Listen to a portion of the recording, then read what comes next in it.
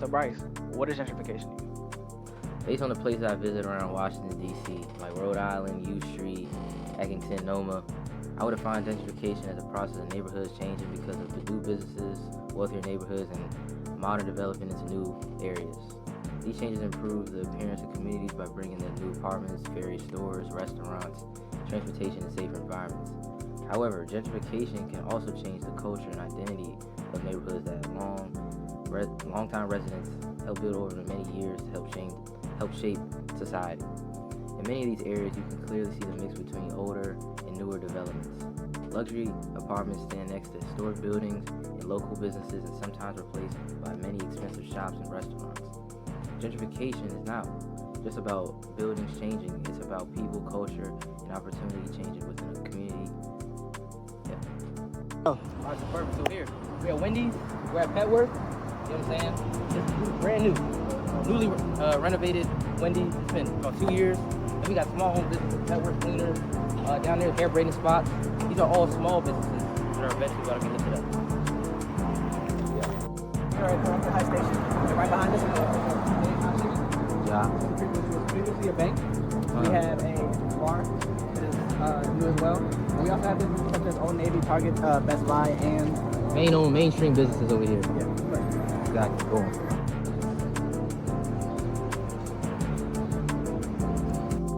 Look, we're at Shaw. We're near Shaw Library here in DC. Bank Public Library. We got black-owned businesses.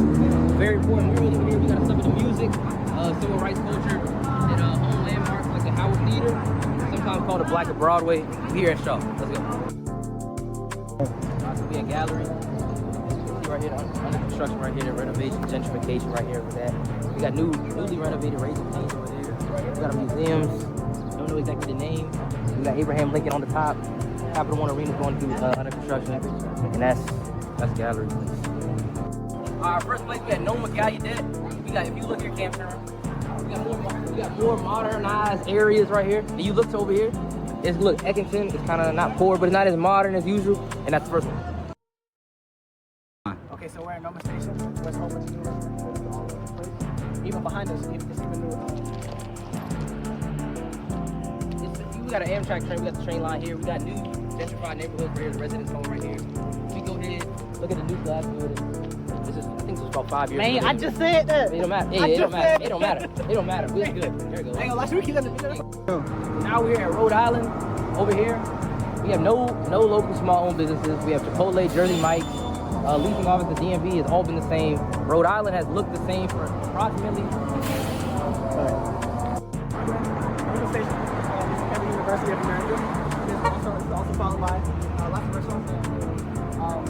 Mainly old businesses, Chipotle, Potbelly, Trader Joe's down there. This is also known as gentrification.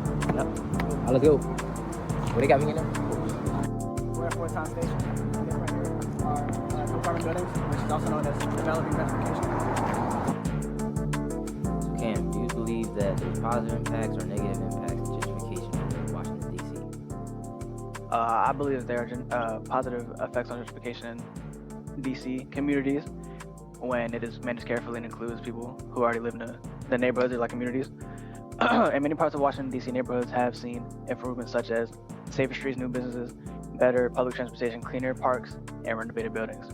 Areas that were once ignored by the city are now receiving more attention and investment, which can create jobs and bring more opportunities to local residents. Gentrification can also improve or actually increase property values and attract new restaurants, grocery stores, and entertainment spaces that benefit the community.